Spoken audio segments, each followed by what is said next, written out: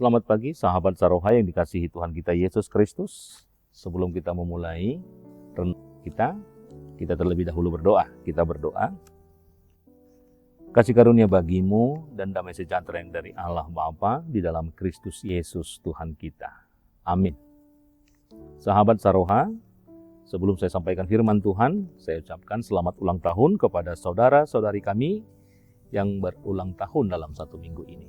Kiranya Tuhan senantiasa menambahkan kesehatan, panjang umur, dan juga berkat-berkat-Nya dalam kehidupan saudara. Demikian juga buat saudara-saudari kami yang sampai hari ini dalam keadaan sakit, kami senantiasa berdoa, kiranya Tuhan semakin memulihkan saudara, memberkati setiap proses, demikian juga obat dan makanan yang boleh dimakan, agar kiranya saudara boleh kembali melakukan segala aktivitas seperti sedia kala. Tuhan Yesus memberkati. Firman Tuhan yang menjadi renungan kita untuk pagi hari ini tertulis di dalam Markus pasal yang kedua ayat yang ke-17. Demikian firman Tuhan. Yesus mendengarnya dan berkata kepada mereka, "Bukan orang sehat yang memerlukan tabib, tetapi orang sakit. Aku datang bukan untuk memanggil orang benar, melainkan orang berdosa." Demikian firman Tuhan. Sahabat Saroha yang dikasihi Tuhan kita, Yesus sedang makan bersama pemungut cukai dan orang berdosa. Hal inilah yang memicu sebuah kritik dari ahli-ahli Taurat ketika itu. Namun dalam hal ini Yesus memberikan sebuah jawaban. Dan jawaban ini bukan sekedar pembelaan diri, tetapi inilah sebuah proklamasi tentang apa yang hendak Yesus lakukan di tengah-tengah dunia.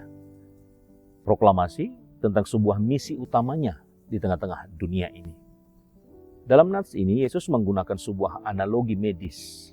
Yesus berkata, seseorang tidak akan pergi ke dokter jika ia sehat atau gengsi untuk mengakui penyakitnya, dengan berkata bahwa bukan orang sehat yang memerlukan tabib. Inilah jawaban sekaligus proklamasi kehadiran Yesus di tengah-tengah dunia ini. Bahwa Yesus hendak mengatakan bahwa kehadirannya di tengah-tengah dunia ini adalah kepada orang-orang yang tentunya adalah orang-orang yang perlu untuk ditolong.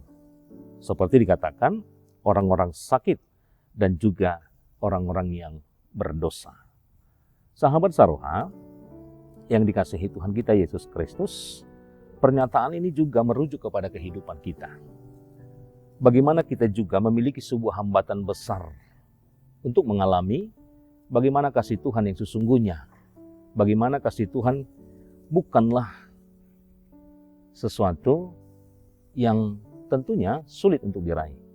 Hanya saja bagaimana seseorang bisa menanggalkan sebuah kesombongan yang tentunya terkadang atau membiasakan diri dia merasa baik-baik saja, atau merasa diri sudah cukup baik, atau merasa diri sudah menjadi orang benar. Tetapi dalam hal ini kita bisa melihat bagaimana pernyataan Yesus kepada ahli-ahli Taurat itu, bahwa setiap orang yang membutuhkan pertolongan, tetapi kehadiran Yesus menginginkan berada di tengah-tengah orang-orang yang sakit, orang-orang yang berdosa, orang-orang yang memerlukan pertolongan untuk disembuhkan dari apa yang memberatkan di dalam kehidupannya. Sahabat Saroha, nats ini juga menjadi sebuah panggilan, panggilan untuk bertobat. Bukan untuk menetap bagaimana kebiasaan-kebiasaan yang sudah dia lakukan, yang menurut dia menjadikan dia menjadi seorang yang benar, orang yang tentunya merasa baik-baik saja di tengah-tengah kehidupannya. Nats ini mengajak kita untuk melihat bagaimana juga Yesus memilih ternyata bergaul dengan orang-orang yang dianggap rusak oleh masyarakat.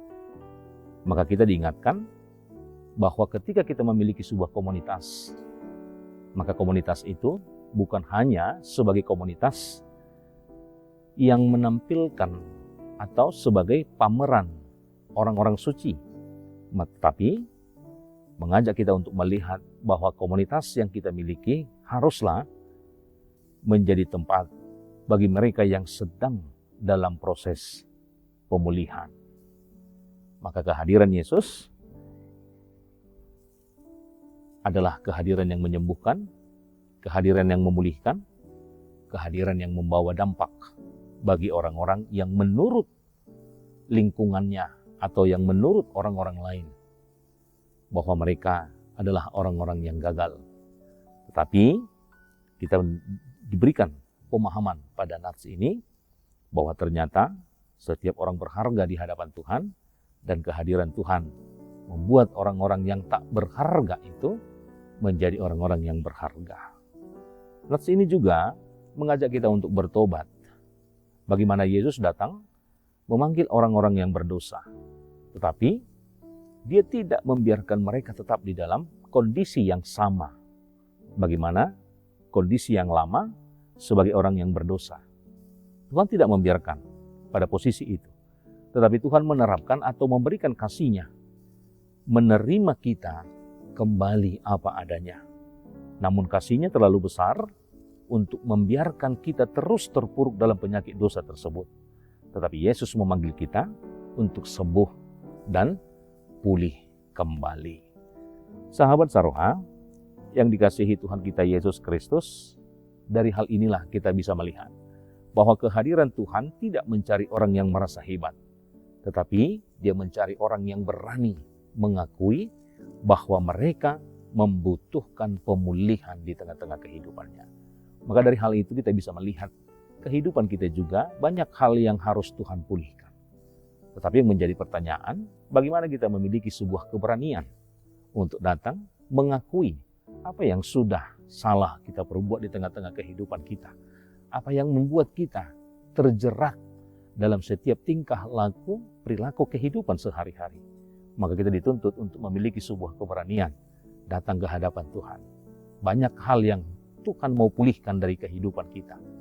Banyak hal yang mau Tuhan pulihkan dari keadaan-keadaan kehidupan kita, semangat kita, capaian kita, banyak hal. Tetapi bagaimana kita bisa memberikan waktu, memberanikan diri, mengakui apa yang sudah salah kita perbuat di tengah-tengah kehidupan kita, agar segala sesuatu yang menghambat perjalanan kehidupan kita bisa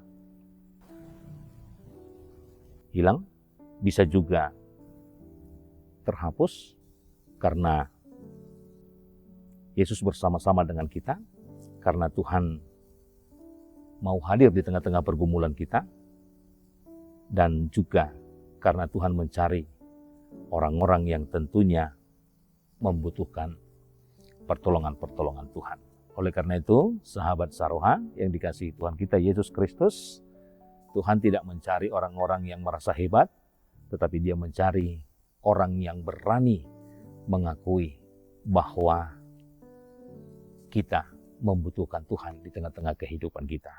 Tuhan Yesus memberkati. Kita berdoa. Terima kasih Tuhan, sapaan firman Tuhan pada pagi hari ini. Inilah tentunya yang mengajar kami untuk datang ke hadapan Tuhan. Memberitahukan, mengakui, dan memohon bagaimana pertolongan Tuhan hadir di tengah-tengah segala pergumulan kehidupan kami. Banyak hal yang kami pergumulkan, ekonomi, pekerjaan, sakit, penyakit. Oleh karena itu, kami mau memberanikan diri datang ke hadapan Tuhan, menyerahkan segala kehidupan kami, kekhawatiran kami, agar Tuhanlah yang berkuasa dalam segala kehidupan kami. Karena firman Tuhan berkata bahwa kehadiran Tuhan kepada orang-orang yang sakit dan juga orang-orang yang berdosa. Bapa di surga, ajar kami agar kami mau setia, agar kami mau datang, agar kami mau membawa diri kami ke hadapan Tuhan. Bapa di surga, berkati setiap jemaat Tuhan dimanapun mereka sedang berada. Dalam segala pekerjaan, Tuhan yang memampukan mereka mengawali dan juga mengakhiri segala pekerjaan mereka, agar pekerjaan mereka akan menghasilkan hal-hal yang baik, dan itu juga yang akan mereka pakai dalam segala kebutuhan-kebutuhan kehidupan mereka. Berkati juga setiap jemaat Tuhan yang dalam keadaan sakit, agar mereka semakin Tuhan pulihkan dan boleh kembali beraktivitas seperti sedia kalanya. Berkati setiap proses dari para medis, demikian juga makanan dan obat yang boleh mereka makan. Agar kiranya itu semuanya menjadi sebuah pemulihan di tengah-tengah kehidupan mereka. Hapuskan segala dosa pelanggaran kami, agar kami senantiasa layak menerima berkat-berkat Tuhan. Terpujilah namamu hingga selama-lamanya. Amin.